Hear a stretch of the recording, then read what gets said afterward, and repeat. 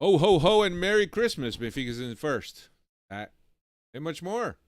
Another night, another podcast. Hasta que no estás aquí dentro no sabes la grandeza de este equipo. Quero o Benfica intimidar o adversário. Quero o manto sagrado entrar com vocês em qualquer estádio. E estamos, pá! É isso que eu quero!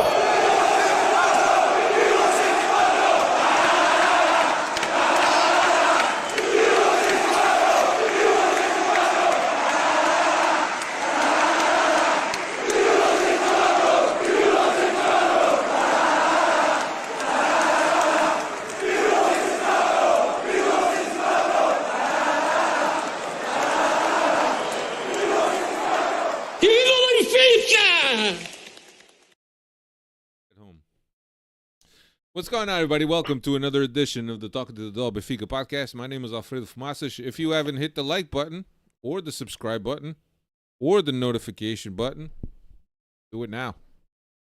With me, as always, Cristiano Oliveira. What's going on, Cristiano? I mean, now that you told everybody to smash the like button, share, whatever, my job is done here. You left me with nothing to say. So, hello, Freddy's. I normally say smash the like button and all that good stuff, but Alfredo's already done so. So enjoy, strap on, and enjoy too. You know, we're back at the top. I don't know, is this still considered therapy? What are we calling these pods nowadays, guys? I don't know. It's like a it's a circle jerk. It's a good thing we're doing this remotely as opposed to in studio. Then, if that's the case, I don't know what to call it. Let's think about a name. If it's not therapy, I got an idea. Go ahead. I got an idea. Go ahead. Anything but circle jerk. How's that? I agree with you, Cristiano. I agree with you. That's all I can think about it, and I don't know 'Cause, why I mean, my mind went that way. Let's be fair. There's some females that listen. Welcome to all the ladies, lovely ladies and lovely gals. I mean, guys, not gals and guys.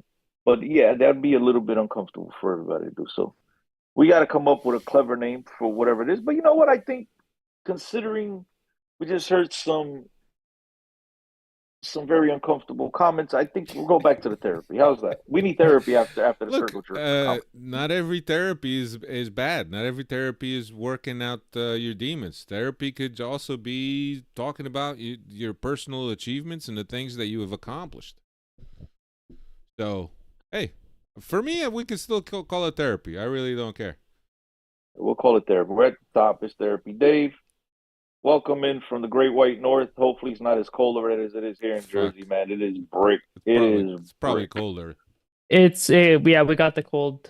Yesterday it was a polar vortex is what they call it up here, but it warmed up a little bit today as the day got older. But yeah, good to be back on. Top of the leaderboard at Christmas, so Christmas has come early, like Alfredo said to start the show. So yeah, who would have thought when September was here, when we were 6 points and Roger Schmidt in charge, that we would have been on top of the leaderboard by Christmas. But we gotta get Green Day to do a reincarnation of the song September, right? To December. Wake me up when December comes. Wake me up when September. Yeah, when December comes. Yeah, exactly. No, Cristiano, this reminds me of the good old days when December came around. Sporting happened. Well, I don't know who this malicious, annoying accent by their days is, but Cristiano's picture is sexy about a day. I like. Hopefully, it's a female, but if it's not, whatever. Thank you anyway. Appreciate it. Merry Christmas to me, I guess. I guess. Thank you. What was the question, Alfredo?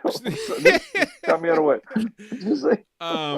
No, I was saying it reminds me of Christmas past when December rolled around and Sporting did Sporting things. Yeah, that was especially in our late teens, early 20s. That was always, not computers Natal. But you know what, Alfredo? Rather than sit here, and I know it's the easy thing to do, right?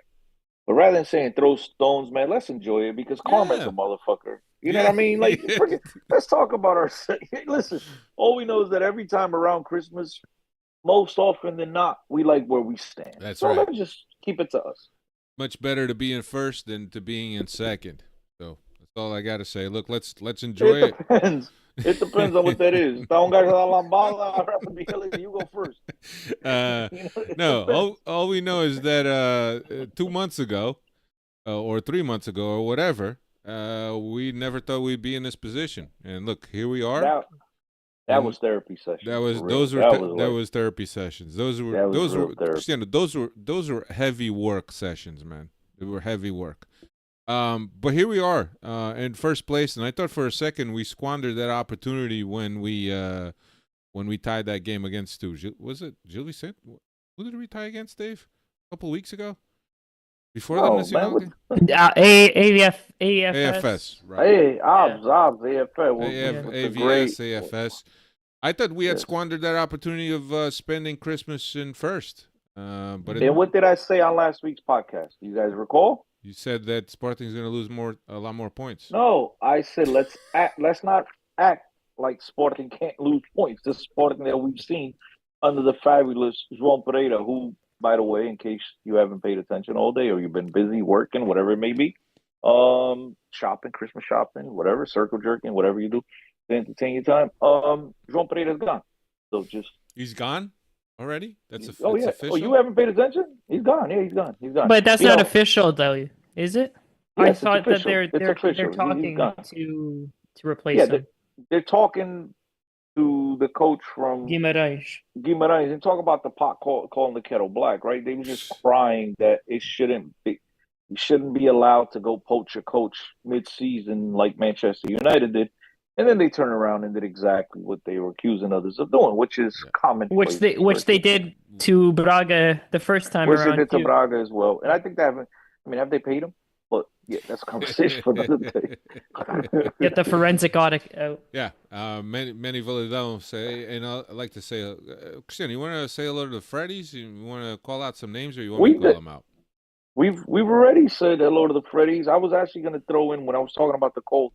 And I hope that Dave gets a little bit warmer weather, except this guy, Diogo Reis. I don't know where he's at over there in Canada, but guy's no vale nada.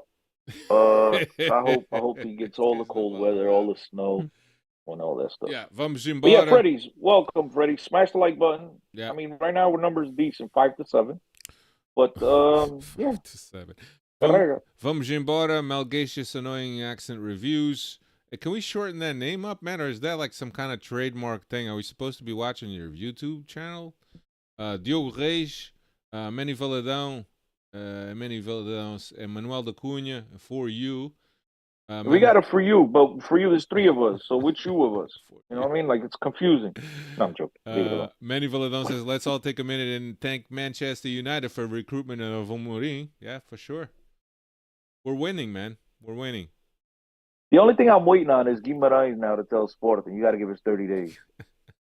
That would be like only after a certain date. No, after the winter transfer closes, then you can have them. They should. Then you can have them. But anyway, we got a great show for you tonight. 544 is what we're up to. We're going to recap the Nacional game. We're going to recap the Estoril game, and we'll look ahead to Sporting. Benfica will take a short trip to the Alvalade this Sunday and play Sporting in a game that could see us increase the lead. But we'll have that for you a little bit. But let's start with the Nacional game. Makeup game for Benfica after being fogged out, if you want to call it.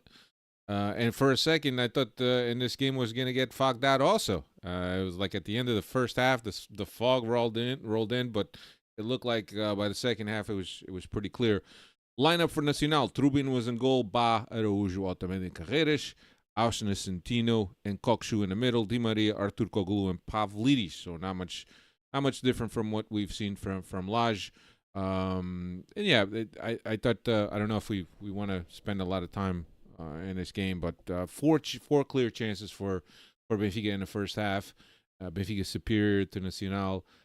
Just sometimes Benfica has a hard time finding the back of the net. But in the first half was decent, and the chances were coming.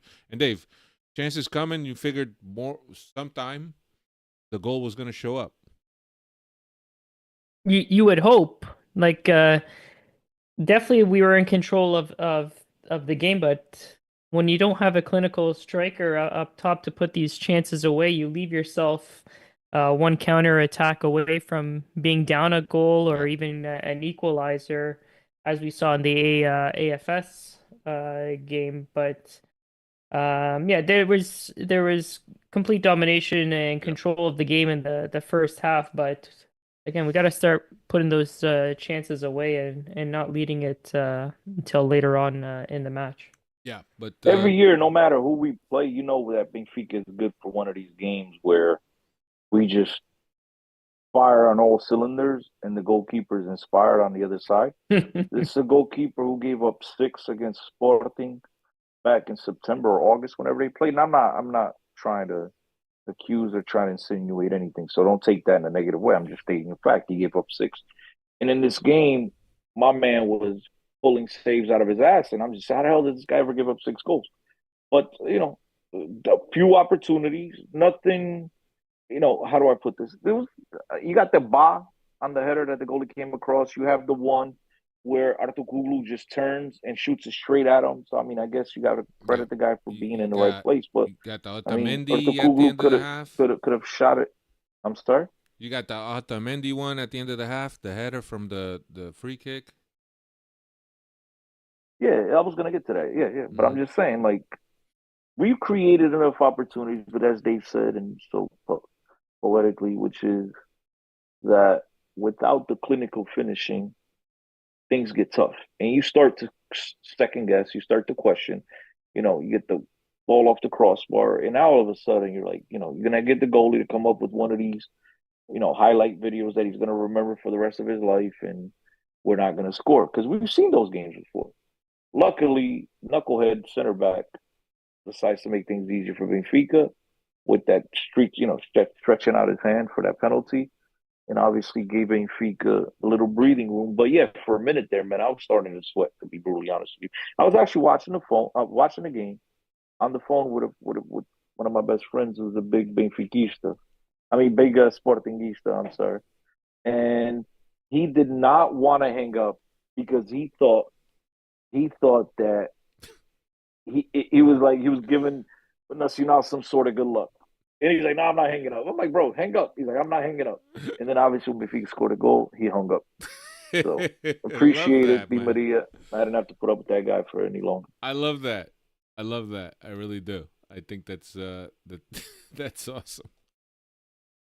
Yeah, but like Chris said, the second half was a lot better. We got that PK that kind of opened things up, and I thought that Benfica played a lot better than Nacional. But getting that first goal is also always so important. 74th minute, Di Maria off of Amdouni feed put Benfica up to nothing. Then Benfica would never look back and got the 3 game and was able to stay away from the fog. So, yeah, important 3 points. We'll talk a little bit more about Amdouni. We spoke a little bit about off air, and if you've been listening to Cristiano on the Benfica podcast, you know how he feels about Amdouni, and you know how he feels about Pavlidis. We'll get to that in a little bit. Dave, overall thoughts on this game? Yeah, just a good game to come away with the 3 points. Fog cleared up in the second half, and we move onwards. We've said it in the past, we keep getting bailed out by this older Di Maria here, but he's the only guy here with the quality still, even in those old legs of his. But he brings had a brace in this match and brings up his goals scored to 11 this season, leads the league in goals with 11. That's great, Dave. Your thoughts and the stats all in one comment. Love it. Who leads the league in goals? Leads the team, Di Maria with 11 across all competition. Yeah. I mean, I got to be brutally honest, Alfredo. Cat's out the bag, right? I started stating all those chances, right? Because I completely forgotten about that game. I forgot that game even existed. And so I'm refreshing my mind like, oh, yeah, they had a chance. The header by Ba, the turnaround. And I started, like, playing the game in my head. So, because, I mean, it's been so long. We got to start doing podcasts after every game. After every game? Because at least it's fresh. As opposed to me, like, really like sitting here and going, scrambling my brain, like what game? I completely, when you said Nacional, I was like, oh shit, we played that game? I forgot. Yeah, it was a makeup game we played on Thursday, if I'm not.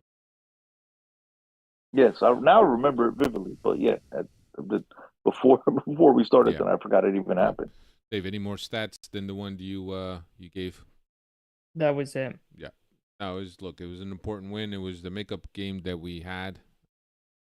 Important win, and we needed to get that win, and got it. Next up, Estoril was a game that took place today. You can win this game 3-0, and lineup Trubin, Ba, Araújo, Silva, Carreras, Ausnes and Kokshu in the midfield, Di Maria, Best on the wings, and Artur Koglu underneath Pavlidis. So got a couple observations of mine on the lineup. So no Otamendi.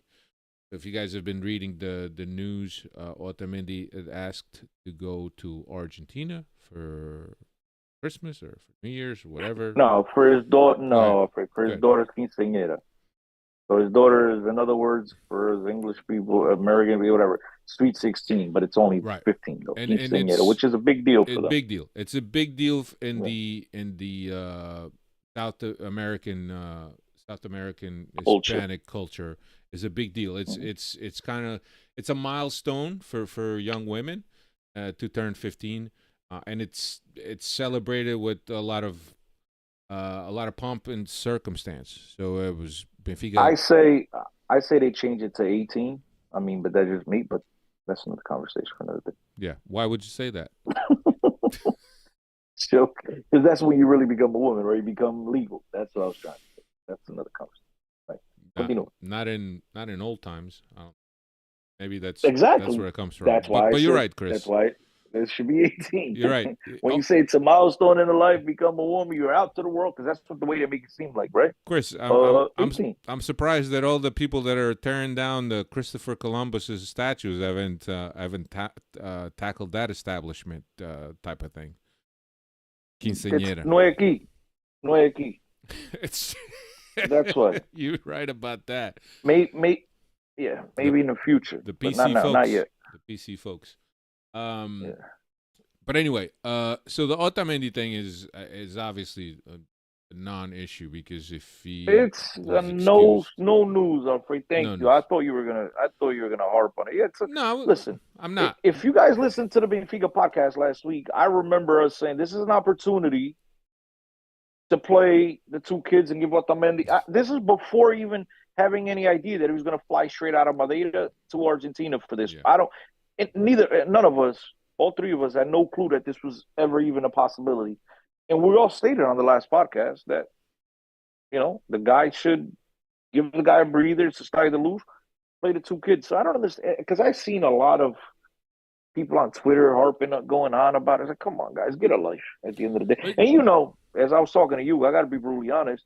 I told Hugo, if Benfica tripped up today, Drew Estoril today, and he didn't play, there was a lot of people that are going to point the finger at him. So I'm glad that Benfica handled the business, did what they had to do, just so we don't have to listen to this shit. Yeah, and you have to. Before the narratives are created by people that have no idea what's going on in the club, Benfica has to kind of be forthcoming with the information and said, hey, let's put this non-issue to bed. This is what we're doing. We authorize the Otamendi to go and celebrate this big milestone in his daughter's life. And that's it. And that's the end of it. In the same manner. But did they ever say anything, Alfred? I don't think they ever said anything. They right? didn't until recently. But we found out from papers that Benfica had authorized Otamendi to travel to Argentina on personal business. That's all we knew. Yeah, that's all we knew. Yeah, we had no idea. And then when we saw the videos of him at the party, but I'm not, again, Alfredo, I'm not questioning you. I didn't see anything official from the club. I don't think the club, as far as I know, the club was like, yo, this is our business. We do what we got to do. So we only found out from pictures on Instagram? Is that what it is? Yeah, you found, on Instagram, he was singing in part. Apparently he sang. He was singing at the birthday party. Yeah, I mean, nothing wrong with that, man. Don't make more than what it's supposed to be. Obviously there's been rumors since the beginning of the season that not Boca, but is it Boca? River is River. interested in him, and there's been a somewhat of a cool romance between the two. So obviously, when Benfica is not forthcoming with the information, which they should have been, and put the whole issue to bed early on, there's going to be people that are going to be hypothesizing. But why? But why should people be upset about this when they gush all over social media when Bernardo Silva says I want to play for Benfica one day. I'm going back when I'm old as hell in a wheelchair and some crutches. But everybody gushes over that. But then when you got a player on your team that other teams, apparently he's got this love affair with them, just like Bernardo has with Benfica. Now that's not cool. That's frowned upon. Yeah. But when it's a former Benfica player saying that he loves Benfica and he wants to come back, that's okay. That's cool. We could all do that. Yeah. I don't have any problems with that. I don't have any problems. Look, it didn't harm the club in any way. He got the day off. He should have gotten the day off. I mean, at the end of the day, Benfica should start to plan for a life without an Otamendi on this team. And right now, you have two young center backs that need to play in order to develop and need to get to the next level. The more they play, the better it is. And this is absolutely one of those games that Otamendi should sit at home against Estoril team that's not going to pose a tremendous ton of pressure, tremendous, threat. Why not give these two young bucks an opportunity to play together? And that's exactly what they did. Benfica didn't need to call upon them. They didn't need, it's good. We got the point.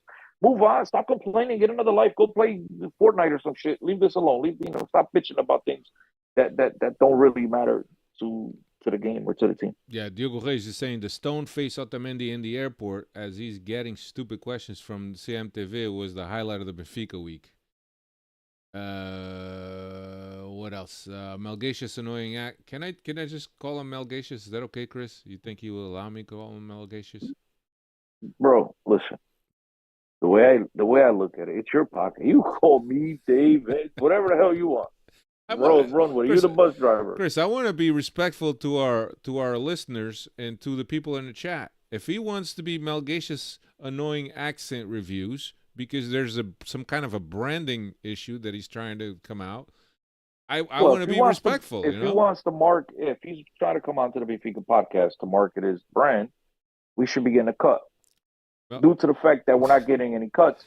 Malgacious, there's no other Malgacious in the chat. We all know that's Malgacious. Now, when you're talking about the Valadon, you have to be specific. You have to be specific, right. All right? So, Malgacious, you're lucky you get him in. No, not lucky. Thank you. We appreciate every Freddy's participation. Malgacious, is it okay? We love you. Is it okay if I just say Malgacious or M-A-A-R or Mar? Or do I need to say the whole thing when I mention you in the comments? Malgacious just got his $10 worth of promos here on the Benfica podcast. He's ecstatic with the mention. Chris, Diogo Jesus also wants to know how many Diddy parties have you gone to that you know those stats? I ain't never been to no Diddy party, bro. I've been to some crazy parties. Well, one of the craziest parties I've been to, it's with AC Milan players. Trust me, that was bananas. But no Diddy parties, so I'm good. Philip Joseph says, miss those Diddy parties. But anyway, I digress. Let's get right back. I missed them, all right. I missed them by not going to them. That's how I missed them. I missed them. Yeah, I sure did. The other thing that I wanted to talk about is the introduction, I guess you could say that, the introduction of Best to the left wing. And Tino being left out of the middle, obviously.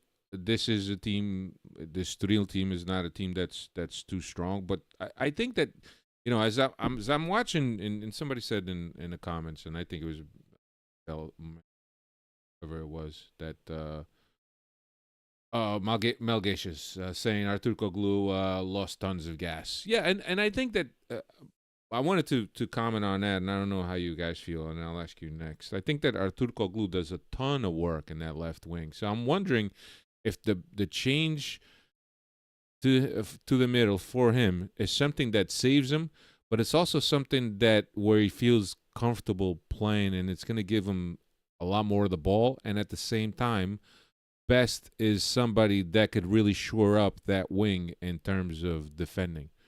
Dave, what do you think? Yes, I would agree with that. That more that Best does provide a little bit more on the defensive side, and Best is coming into form too as well. So you want to give him some more minutes and reward him with some playing time.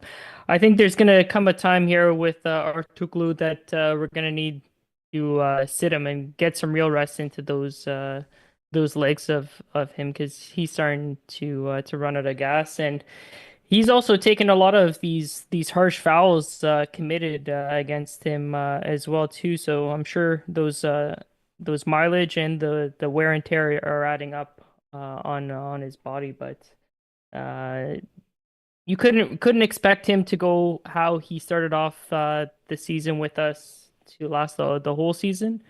But a good rest is needed for him, I think. Yeah. Chris, any thoughts on that?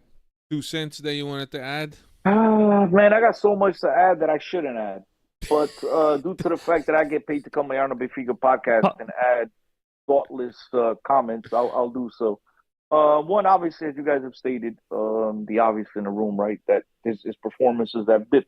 But the one thing that hurts my soul is when you said to me, when not to me, to us, and you described a player that is supposed to be an attacking player, a player creating opportunities, getting on the score sheet, doing all the good stuff, the beautiful stuff that we're accustomed to seeing in the world of football, and you refer to him as a guy that does a ton of work. And that just goes to show you where the football world is today, that it's about work more so than statistics and creating opportunities, which is just that for the world of football. But that's conversation for another podcast.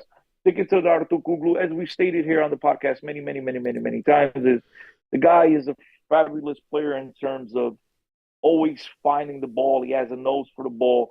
The guy that was getting on the score sheet, but wasn't really affecting the game many factors. And then now you see his performances have dipped. He's not scoring goals. Therefore, you start to question: is he tired? And I think the one criticism I'd have of Bruno Lage up until this point, but I don't even know. It's a criticism, but I don't know if I want to criticize him about it, right? Which is he needs to start rotating some of these players, and getting some fresh legs in there and making sure that guys are fresh. But at the same time, Benfica, when Bruno Lage took over, as we all know, was in a 5-point deficit, really an 8-point deficit with a game in hand. And so Lage didn't have the luxury of resting players.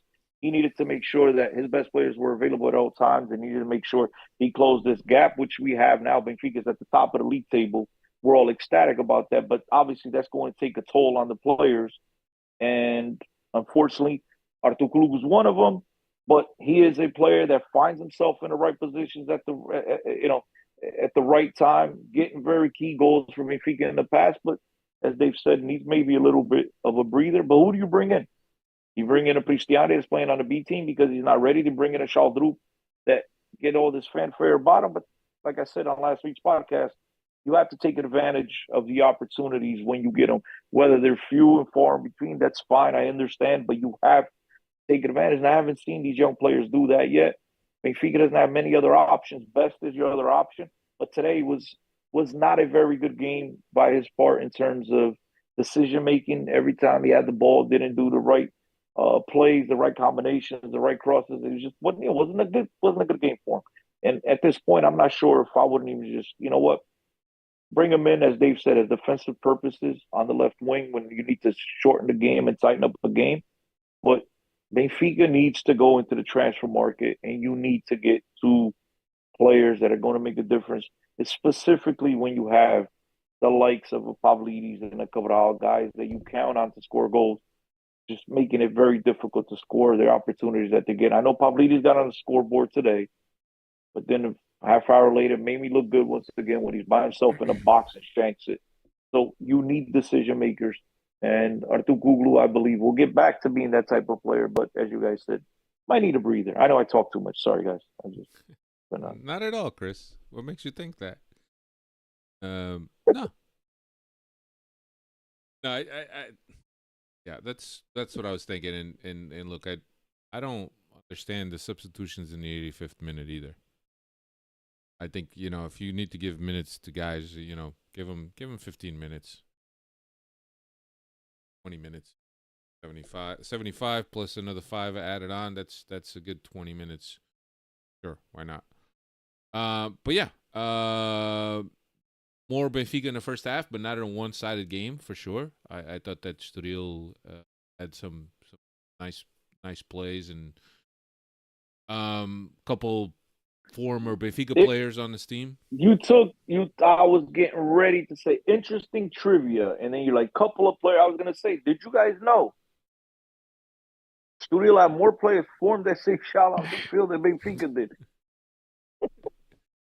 No, so they had at least 3 that I can think of, right? They had 3, and Benfica had 2. Yeah, they had 3, Benfica had 2. Benfica had Araújo, and they had Silva. They had Amaral, the center back, the captain. They had Elder Costa, and the other guy, Carvalho. The one guy, Carvalho, that many people years ago were making this guy special. This guy's going to be the next big thing. Another Seixal bust. But that's for another podcast. But yeah, they had 3. We had 2. We had 2. I'll vouch for Chris. Chris was on the right side of history on João Carvalho because he was not a fan of his back in the day when everybody was. He's been trying to praise him. On the right side of history with quite a few Seixal busts. João Carvalho, Paulo Bernardo, Dantas. Dantas, the big Dantas que ia ser jogador fenomenal, guys que ia mudar o jogo, por amor de Deus. If you're good, guys, remember, ladies and gentlemen, this is between us. Keep it here on the Benfica podcast, okay? Don't let this out. But if you're good, your age, your height, your size, your weight, none of that shit matters. You will find the coaches and the coaching staff will find a way to get you on the field. Unless you're El Tarapta and the coaches are blind. But that's the exception. Then you get sent to the beach. That's the exception. Yeah, so a little bit of sloppy play by Benfica in the first half. Some bad passes, some stuff that loose touches, not too good. We did get that goal in the 28th minute off of Pavlidis' goal. Di Maria assisted to that on a shot from the outside of the box. All the room in the world. No defender really pressing him. He really was able to get that shot off. And look, he needs to get all the goals that he can right now because he's got Amdouni on his back, a guy with much less minutes with the same amount of goals. And one of the things that we were talking here while we were on off was that Amdouni comes in and he scores goals. Last week I said that I'm still not sold on Amdouni, and him scoring these goals doesn't sell me either still. I still need to see a lot more from him. Chris likes him, but not at the 20 million price tag that Benfica supposedly is entertaining to pay. But yeah. Well, that's the clause in his contract. They're either going to have to pick it up or decline it. But what's that saying, Dave? There's 2 facts in life, right? There's death, taxes. I like to throw a third one in there, Dave. I like to see if we can make this official. Maybe we got to talk to Trump to put this in the Declaration of Independence, which is the third fact of life, which is when Cristiano Oliveira criticizes a player, a few minutes later they score. I think I'm just going to start ripping every single Benfica player prior to the kickoff, and maybe they'll perform unlike we've seen them before. Because I literally said on Twitter, this guy only does só atrapalha. For those that speak for, all he does is just fuck shit up, and rather than help out. And then a few minutes later, he scores a goal. So I'm glad that I had a little hand. And when you said Di Maria assisted Alfredo, I felt like I had an assist on that goal. But Chris, you also have the talent. You also have the talent, Chris, of kind of seeing things in the future. When everybody's downing, oh look at me, I got 3 people. I got 2 faces on the screen. When everybody is unsure and doubting, you have the foresight. I don't know if you have some kind of a crystal ball at the Oliveira household, but you have the foresight to see things well into the future and to be able to read players. What they call me? You know what they call me in my old neighborhood? What? Michael J. Fox. Michael J. Fox. Michael J. Fox. That's great. Is that the guy? Is that the guy from? Yep, from Back Yeah. Okay. Back to the Future. Okay. I was gonna say Jamie Foxx, but I'm like, no, I don't think it's not that guy. I meant to, yeah, Michael J. Fox. That's Alfredo. I can see things in the future. No, I'm joking. No, listen. Sometimes they're just right there in front of you. You just have to open your eyes and be realistic and not overvalue players because just because they're wearing the shirt that you like. And Pavlidis is a guy that I actually had tons of hope for. Again, I felt victim to going to YouTube and checking highlights on YouTube, which we know how that goes. They only put your best. They don't put your worst. And I thought the player has some qualities. I thought this player was not going to be a miss like we've seen with Cabral. And unfortunately, until now, and obviously he can still turn things around, it's left a lot of meat on the bone, man. And look, the important thing is that he keeps working through it. He's not a player that's going to sulk and put his head down and cop an attitude towards his teammates. So that's something to praise him for. But at the end of the day, when Benfica is struggling to get goals, and now these games, I mean, not that they weren't important before, but specifically now that you're back at the top of the table, every point is imperative. You need to get as many points as you can get. You can't drop points. You need to stay at the top of the table. And you bring it in your big off-season signing, and he's on 6 goals going into today's game. It's not a position you want to be in. But like I said, he's working through it. He has Amdouni on his heels. Lucky for him, Amdouni's not what we call a 9, a guy that plays with his back to the goal. So he's got some breathing space, but Amdouni's coming. And as I stated on last week's podcast, maybe at some point we got to start thinking about playing Amdouni up top, Pavlidis on the bench, and because Benfica doesn't really play because Di Maria or Tucuglu, those guys themselves like to score goals and take as many chances as they can. They're not really there setting up a striker like we've seen other teams in Portuguese football and world football do. And so maybe you don't even need that back to the goal striker. Amdouni can do the job. But I do like what I've seen from Amdouni off the bench more than what I like when I've seen him as a starter. Even though he scored, right? He scored in that game that we tied against Austin. He was a starter. Yeah. But I think he's more suited on this team, at least for now, more suited coming off the bench. I think he adds more than what he does as a striker. But obviously that could all change in a jiffy. Chris, when you look at your crystal ball, where do you see Amdouni by the end of the season? Well, in terms of what? Staying, going, what? Goals? What are we talking about? Featuring more, being more of a starter? No, I think. Look, the kid keeps performing every time he comes off the bench, right? He scored 2 today's game, and he's just one of those guys that it reminds me of them old school Clint Westwood movies, right? Where my man's always got his hand on the trigger. He's ready to shoot from anywhere, right? He's just. My man cocks back and he's ready to go. And I like that type of player, right? Lefty, right, it doesn't matter. My man, he's facing forward, the ball's going on net. And so with that being said, he's going to get more opportunities. But as I said before, and I think Dave said it also while we were off air, he hasn't been the same player when he starts. So we'll see. Will his form dip or not? But still a long season to go. Look, ask me this question after the transfer window because I'm still very eager to see what Benfica is going to do. We know Atlanta United has made an offer to Benfica in the $15 million range or €50 million range for the Cabral that was rejected. So will they come back? Will other teams come back? Will Benfica go on the market to get another striker? We don't know what's going to happen here, right? Because Benfica now finds themselves at the top of the table. They're hopefully going to get through to the next round of the Champions League. You got the Club World Cup coming at the end of this sporting season. Will Benfica go out and bring in another striker? Will players be leaving? But if things stay as is now, I do think you will feature a lot more. You're going to see them, as I said before, for the reasons I mentioned before. But everything will change. So that question right now, Alfredo, it's incomplete. Yep. Yeah, but second half a lot better from Benfica, a little bit sharper, or a little bit more of a sense of urgency.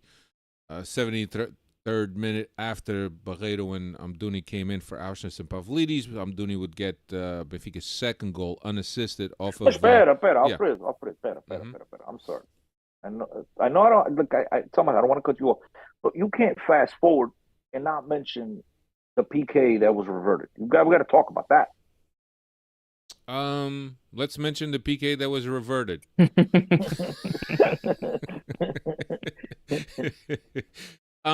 Yeah, we don't know. We don't know where Melgatius is in the world. Maybe he didn't watch the game, and he got offended, man. Melgatius got offended that I wanted to call him Melgatius. He said he got his 15 minutes of fame, and that was it, and he left. Look, that's a great marketing ploy. He got his money. Go in, drop a bunch of comments, have the host speak about you, and then be gone. That's it, and everybody's checking out your channel. That's a great marketing. I don't know. He's been quiet since the Diddy parties were mentioned in the chat too. So maybe he's laying low there. But yeah, let's talk about the PK. When I first saw it, I thought it was a PK. I thought that that Araujo got tangled. The other guy. I thought he cleared the ball, but not after going in the middle of his legs. And then, as it turns out, I mean, it looks a little odd, to be honest with you. I think that's a play that it doesn't get called too often, especially when two players are going for the ball and legs get tangled, because that's just in a momentum of things. So I could understand it not being called, but I could also have understood it being called because the ref may decide to give the advantage to the attacker. I don't know. Chris, how did you see it? By the way, Philip Joseph says, hello, Alfredo. Hello, Doesn't Philip. say hello to me and Dave, but he says hello to you. You already got your compliment for the podcast, man. Somebody not complimented from Philip, on you? not from Philip Joseph. Oh, okay. Dave and I were anxiously awaiting a hello, but we didn't get it. But that's okay. Yeah, the penalty. I don't know. Listen, the one thing that bothered me about that penalty, you guys want to know what bothered me about that penalty? Go back and watch the replay. Is how whoever that player was, I forget his name, he's clearly beating Araujo in the race. And to the right, you got Antonio Silva just jogging back. Rather than doing the dobra, right? Rather than like sprinting back, he's just jogging. It seems like he wasn't sprinting as hard as he could to get to the place and cut off the angle. I didn't like that play. And so if you guys check that out, let me know. You Freddies, if you guys recall that play, let me know if you agree with me, if you think I'm crazy, if I'm seeing things. But that's the sensation I got. I felt like he wasn't doing his best to get back into position in terms of cutting off the angle. But as far as the penalty, look, it was one of those that I was surprised it was called back. I was surprised. Whether it was contact there or not, it was just, yeah. And I was kind of, to be brutally honest with you guys, Dave and Alfredo and Freddy's, I was kind of hoping it didn't get called back. Because I don't want to get the accusations of this shit that being, you know what I mean? And so I was kind of like, and again, I understand that he got tangled. What was Araujo supposed to do? I mean, he's got to challenge him, right? Was he going to put his feet? I don't think it was intentional, but obviously it's not intentional, but it's still a foul, right? It's just one of those tough spots, but you got to put yourself in that position. You can just allow the guy to go in on goal freely, and that's why I thought that Antonio Silva just jogging back, that bothered me more so than the penalty if it was upheld. Yeah. But the referees went to the VAR, and they obviously reverted. I was kind of hoping it stuck, and if he could turn things around and score some goals, but it didn't. And I just felt it should be mentioned here on the podcast. Yeah. Chris, did you know that Araujo is the fastest player on Benfica's roster? If that is indeed the case, that's a surprise. He didn't look fast at all today. Not on that play. Either that or the other guy. The other guy was family of the Jamaican dude. I don't know. That dude was fast. He made Araujo look slow. Yeah. But yeah, I thought it could have been given, or I was totally fine with the fact that it wasn't given. If it was given, it's fine too. There's a contact there, and I think that usually you favor the attacker, right? I think that's the rule, how it goes. So, but anyway, I'm not the biggest fan of Araujo. I know you guys are like, okay, but just remember, I also sit here on this same podcast. I wasn't the biggest fan of Antonio Silva. Like the player, not at the level a lot of you guys like him. I like Araujo, but I don't put him on that pedestal like everybody does. He's good for Benfica, but yeah, I thought he got beat on that, I don't blame them, even if they upheld the penalty. I'm glad they didn't at the end of the day, but I was kind of hoping they didn't. I don't know if that even makes any sense, guys. Um, I'm glad because I'm like, shit, I don't know if we could turn this around. Uh, but in the other side, like I said, we're gonna hear shit Dave, now forever. You know how it is. Dave, what'd you think of the penalty?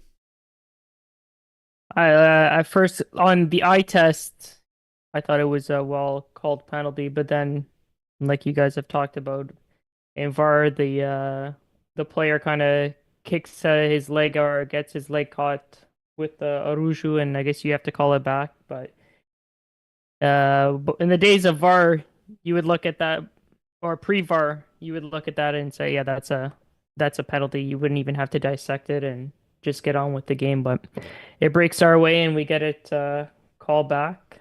And it, like I said, we'll take it. Yep. What's going on, Kevin? Boas Festas. Welcome. Yeah.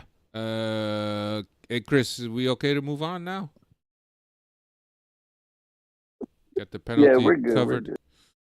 Yeah, more substitutions in the 84th minute. Rolheiser for Turkoglu in the 92nd, Sheldrup and Cabore for Di Maria and Ba. And then in the 90 plus, the last goal from Amdouni, 3-0 for Benfica off of a corner kick from Best. I got to be honest, I'm not a big fan of Di Maria's first post corner kicks. They're way too tight. I do understand the play. The play is usually a hip, if you will, on that first post. But I don't know. I never liked those corners that are too tight to the goal. I think they're easily defended. But Best can take them well too, and he did, and he found Amdouni in the second post with an easy header, if you will. 3 points for Benfica. That puts Benfica up ahead of Sporting in first place. So we'll be spending Christmas in first place. But I thought it was a balanced game. I thought that Estoril at times had interesting things to show about themselves. But I think that especially the second goal, we caught Estoril a little bit over eager, and we caught them on a break. But look, it's important that we got the 3 points, put pressure on Sporting. Sporting is in all kinds of chaos, if you will, changing the coach, as you heard Cristiano earlier. And now, look, we just got to keep battling. Dave, stats on the game, and so we can move on to the Derby preview. Yeah, Pavlidis returns to the score sheet for the first time in 5 games with his 7th of the season, 4th in league competition. Benfica's got the best defensive record in the league with only 8 goals conceded and only 1 in the last 6 games. And compared to last season at the 15th round, Benfica has 2 more points than they did last year. 9 more goals scored and 2 fewer goals conceded, and they're in the leader position at this time compared to last year when they were in second place. Yeah, sounds like well, but Dave, it's not over yet, Dave. It's not over. No, Dave said no, I'm talking about the 15th round. Oh, round. 15th round. Yeah. I thought you. Yeah. My bad. I'm sorry. I thought you meant the first turn. The first. No. Whatever you call as it. Of the 15th round. First half. My bad. Yeah. Okay. Up next, the Derby. Benfica will travel just across the Segunda Circular to meet Sporting at Estádio de Alvalade. Game takes place Sunday, 3:30 local. Dave, Sporting has been in first place throughout this time. Ruben Amorim left. Dropped more points since he left than I think in two whole seasons. What stats you have on Sporting, Dave? Complete shambles since he left and took over or went over to United. They've dropped four losses and 1 draw in their last 7 since he's left. Dropped to second place here. Historically, we've got 139 victories, 69 draws, and 114 defeats against them. The last 5 though haven't necessarily gone our way. Only 1 victory 2 draws and 2 defeats against Sporting. We got to get back to our winning ways against our cross city rivals. Right. Right. As I mentioned, coming into this game, Sporting not in the best of conditions.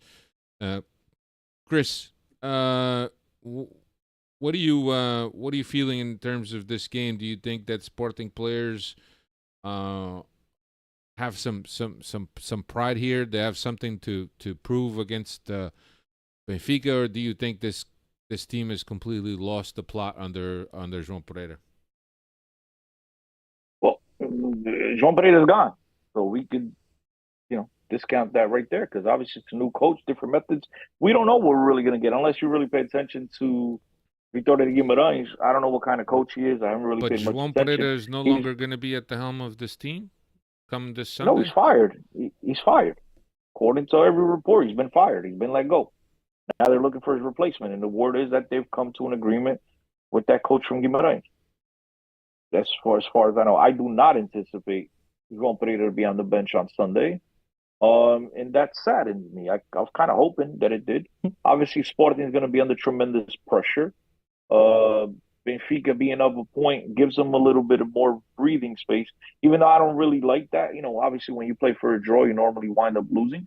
So I think Benfica should still go out there and play their game and do what they have to do. But Sporting is going to have to come forward. Sporting can't come away losing this game, especially after having the first half of the season that they've had so far, with the exception of the last 4 games. I mean, Sporting, everybody's anticipating they'll be champions. Everybody was crowning them champions already, if you go back just a month ago. So they're going to have tremendous pressure on them. Benfica just has to play their game. I say this all the time, man. When it comes to Sporting Lisboa, Benfica, not much should change on a game-to-game basis, right? Especially when you're playing teams of equal status, or we're not playing the Bayern Munichs in Munich or those types of teams. If you're playing these other teams that, especially in the Portuguese league, Benfica should always come out, guys, to win the game, no matter the situation. Up 10 points, behind 10 points, and I anticipate Benfica to do that come this Sunday. Sporting, as I stated before, is going to be under tremendous pressure.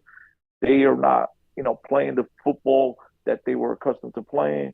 I think fans are going to be very unpleased. But with all that being said, guys, we sit here on this podcast for the last 12, 15 years, whatever it is, and we often come up with reasons as to why Team A or Team B can't lose, will not lose, it won't happen, right? They're coming in, they're hot, and then you go into a derby and all that shit gets thrown out the window. And so these games become about pride. We'll see what happens. Will Sporting have a backbone? Will they want to come out and impose their home field advantage? Or will they just cower back and Benfica takes over this game? It's obviously we have to wait until Sunday. I just hope that Benfica comes in with the same attitude that we've seen in these games, pressure these guys all over the field, do what they have to do, and we have to be clinical. Pavlidis can't be missing these chances in front of goal like we've seen over the last few weeks. We need to take advantage, because if Benfica is able to start applying some pressure, a barraca vai abaixo. So, yeah, I think that that we encountered Sporting at the right time of their young season. Obviously, rumors with the coaches. Boris Negarosa saying that it's all rumors about Rui Borges, but I think from the traction that media has gotten, or that we've seen on the media, I think it's a done deal. Will he be at the helm of the team this weekend? I very much doubt it. Usually, guys that get hired midweek or whatever, I don't think they're going to be on the bench that first game. But never know. There's still a lot of things that need to be discussed with Vitória de Guimarães. Apparently, there's a clause between Vitória de Guimarães and Moreirense, I believe, that they will have to share something like that. So it's not going to be an easy thing for Varandas to get it right. So he might just have an interim coach and for the derby. But in terms of the game, I think that, as Cristiano mentioned, I think that Benfica's got to go at him. And the biggest thing is Benfica can't give Sporting a lifeline right now, and I think you when they're down, you got to go ahead and kick them even more, make sure they stay down. I don't think that Benfica can go into this game and have the luxury to let Sporting, despite playing at home, do what they want to do. And as Chris also mentioned, that a derby's a derby. There's no motivation that needs to be given to these players to play a derby. That's for sure. And it's always a game apart from what the teams are doing. As a matter of fact, the cliche is usually the team that's doing worse during the season is the team that wins these derbies. And Sporting is doing worse. Not that Benfica is doing much better in terms of the quality and the performances that they have currently. But Benfica comes into this game on a better streak, on some more momentum, while Sporting has been up and down. They won the game before Gil Vicente, but now which was against Boavista, but now tied against Gil Vicente, which has caused this whole upheaval about João Pereira and possibly leaving. Cristiano says that he is leaving, and I don't doubt that. But yeah, it's a game it's an interesting game because I think that Sporting fans, albeit are going to go to the stadium and they're going to support the team. I think that they're going to be very suspicious of what this team can do against Benfica. I think the more optimistic ones are going to say, "Yeah, we're going to get the result. We're going to win," and the players are going to be motivated. And regardless who's ahead of the team, the players are really going to be the ones to dictate what happens in this game. And then there's other ones that ever since Ruben Amorim left knew that this was a prophecy that was going to take place and that they're not going to win the championship. So I think that it's up for Benfica to go into that stadium, start off well, put Sporting on a back foot, get the momentum with them. If we could score a goal in the first half, I think that you take the stadium out of the game, and I think that's what you need, because if Sporting gets in a game and the stadium gets behind the Sporting, there's a good chance that we will struggle. I don't know, Dave. What do you think? It can't even be a goal in the first half. It has to be the first goal right at the beginning, because time and time again we've let our opponents and our rivals come into these matches and get the momentum, get the first goal, and then we're playing catch up. And as of late, we've had time to come back and either get the equalizer or even turn the match around. But even last season, from when we're talking about Sporting, we had that match where they, I believe, went two up in the Taça, and we get the 2-1, and they're ready shaking, and they're ready on the back foot. There we get the other one called back. It could have been 2-2, but yeah, we gotta come ready to play right at the start of the whistle. We can't be responding to how Sporting plays in a early Sporting goal or trying to get an equalizer. I think we got to come out and we got to take it to Sporting, even though we are the leaders at this stage of the competition. Agreed. This to me has 2-0 written all over it. Benfica 2, or 0-2, whatever you want to call it, right? 0-2. But it has a Benfica 2-0 written all over the script. Yeah. The thing is that I don't have any confidence in Benfica because Sporting is there to be had. Yep. Sporting, the way that they played of late, their confidence has got to be shot. The locker room has got to be broken, right? They've lost their leader. They lost their coach. You know, these guys are having tons of questions up and down that locker room, right? They've lost, have they lost the ability? Are they good? Was it the coach? Was it us? There's so many things up in the air, right? So much turmoil. Coach getting fired, new coach coming in. Things are going to change. And here we go. We're changing all over again.